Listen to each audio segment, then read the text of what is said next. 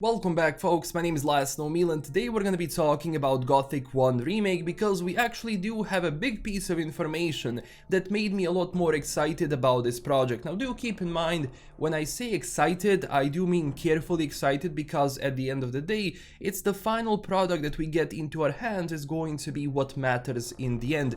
But if you haven't read the news already, Kai Rosenkranz is actually back on the Gothic project. Kai Rosenkranz was a composer for the original soundtrack of Gothic and he was one of the core members of the original Gothic team. So at the end of the day, his expertise and him being involved in this project definitely brings a lot of excitement to it, because at the end of the day, it means that the leaders, or well, the project managers of Gothic 1 Remake definitely want to make a remake which is the one that people want to play and the one which actually takes everything that the original had in a good way and enhance it to make it a lot better and to just keep the atmosphere and what Gothic was all about. Also, Kai had a big Q&A on Discord where he talked more about the design of the game, and a lot of these things made me actually very excited about it. So let's first talk about the overall design of the game, or well, what Kai talked about. And he said this: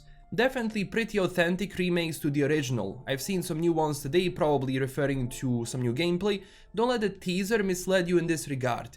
The original shapes, color palette and silhouettes will be very similar to the original, but what's new is the variations within certain armor levels. So for example, each armor of like a Templar or a Shadow or a Guard, or maybe in the new camp, whatever, it's going to be different because they don't have access to mass manufacturing of those parts. It means that each part of the armor is going to have some things which are different. Some parts is going to be missing, they're going to be substituted with other things, which makes the game a lot better. Now, do keep in mind, this doesn't mean that we can go and collect those parts, but rather just the final armor pieces of like different NPCs are just going to be different, which actually helps with the immersion of the game because it provides more logic between the manufacturing of those armor pieces within the world itself. When it comes to the map and is it going to be expanded, he said that some of the places that actually fell short or were not finished in the original Gothic, because do keep in mind, Gothic 1 still cut a lot of things that the game was supposed to have. So what they're gonna be using is they're gonna be using those original concept arts and ideas developers had like originally to bring those places to life. And especially when they talk about like stuff from the Phoenix Tales, the content from alphas, they said Kai said that that's the stuff they're looking into. It looks interesting and they will be deciding which ones they're gonna be putting or not, which again is a very cool thing. And also he was asked about the abandoned mine and Orc City in the another part of the colony, and he said, good question, we shall see. So they probably also want to extend that a little bit more, which does make sense for that region. He was also asked about the orc models in the trailers and why do they look so like different, or why are they standing straight up, and he said that no, the orcs won't be standing straight up, they will be like a little bit bent, but at the same time they're basically reaching for that machinery within the trailer itself, and that's why it kind of looked like that. But again, he said that even the orcs are still unfinished pieces that they just placed there so that, the mine would feel like a mine. And also when it comes to the old mine, basically the layout of the mine itself and how it looks is going to be as is that we've seen from the trailer. The only thing they are going to change is maybe some light around, and just the shaders a little bit, but everything else is pretty much going to stay as is. And we do know from the trailer that the old mine is actually very similar, if almost not the same, to the original one, which is definitely nice. Now when it comes to voice lines and what they're gonna be doing with dialogue, they were asked if they will be bringing some people back, and they said basically it's going to be a mix of everything. First off, they're going to bring back original voice actors where they can, because obviously, as I said in my previous video and he also said it, a lot of those actors are now a lot older, like 20 plus years, and on top of that, some sadly passed away. So they will be using new voice actors, they will be using old voice actors when they can, and they will be remastering some voice lines from the original, so I guess that's the best they can do. I mean, I completely understand it on that standpoint. And also he was asked if he's going to have some live orchestra for the environment of the game, and he said Maybe because, you know, artificial sounds were something that was working for the original Gothic, so I don't know if they're gonna be doing that, which is fine. And also he was asked about combat evolve animations, are they going to be just like in Gothic 1 and 2, and he said yes. So in Gothic, when you start the game, your character is going to hold any weapon one-handed, two-hander, with two hands.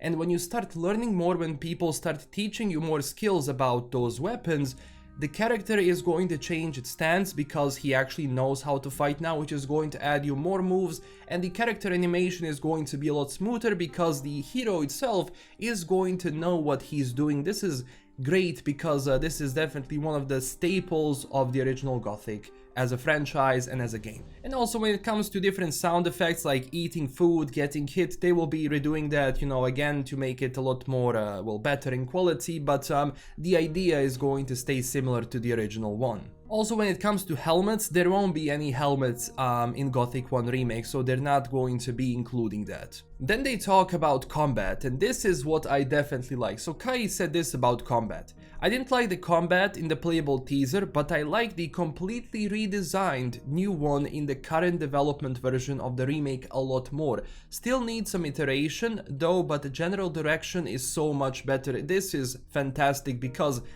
he basically confirmed everything that some people were saying about playable teaser. I mean, the combat just, it didn't fit. It wasn't good. It was bland and boring and confusing, so I'm glad they removed that and they started something new. I mean, generally, he talks a lot about playable teaser that's being done by 7 people, and everything like the playable teaser had has been removed, and what they did is they started from scratch entirely to redo the game based on the feedback they received from that playable teaser, which is great. I mean, if a studio listens to its community and we're working together as a community, this can also be great for the title itself and brings a joy to my heart that they're not attacking, you know, the community, but rather working with them and understanding why some people said like all of those things about the playable teaser. And also he was asked about actual release date of Gothic Remake. He said they don't even have an internal release date yet, which again is very good because even as Kai says, we don't need another unfinished Gothic game because he does say that there is no finished Gothic game. Every single Gothic game which came out was not finished because they had to cut out a lot of stuff, and that's where all of those documents come into play, and that's where they're gonna be drawing inspiration from to actually like put in some new buildings, etc, which is definitely good. And Alkimia right now has around 40 people working on this, which is a good number. I thought they're gonna have a lot less people, but you know, having 40 people around this project is a lot better than I expected. And also, we won't see armor that Bloodwind had in playable teaser. It's not going to be in the game. They changed that. And also, he was asked if they're going to change anything drastically. He says, you know, basically, it depends what you mean by significant changes. We're not planning to change anything significantly since it's supposed to be a pretty authentic remake of the original. Thank you. There may be some new features added. The general system is pretty similar though, so this is nice, especially because there was one thing about playable teaser, and that's all of those notifications and little markers you had around the map. This is going to be removed because in the original Gothic you didn't have a waypoint, a mini-map, or everything in front of you. You had to kind of fend for yourself and actually go and buy the map to know where you're going. Now, again, people who played it know where they're going, but for new players, it can be confusing. So at the same time, they're gonna be removing all of those markers and annoying things you can see on the map itself or just in front of you to keep that authentic Gothic experience, which is a big plus. Now again, because this is also coming out on consoles, he did say that there is going to be some things which are going to be made easier in a sense, but they still want to maintain the feel of the game being difficult. So that means that even in endgame, you're not going to be that strong, when there are going to be some monsters which are going to, you know, give you a proper fight, which is definitely something that we want to see from Gothic. I mean, not too difficult, but there has to be difficulty in it because that's just how Gothic is, and that's how the game formula functions, where you can't just go and assault orcs as soon as you arrive because you're going to die. Simple as that. It doesn't make any sense, and it's good for the game. He was also asked about, you know, some things like cooking and all of that. Like he said that that's going to be changed a little bit and it's going to be made a little bit more with depth. So that's cool. And also, Diego is going to have a full redesign from playable teaser, so he's not going to look the way he looked in the playable teaser, which is great. And he also said more this about the playable teaser. The playable teaser had a completely different approach. The idea 3 years ago was completely reinterpretation of the original game.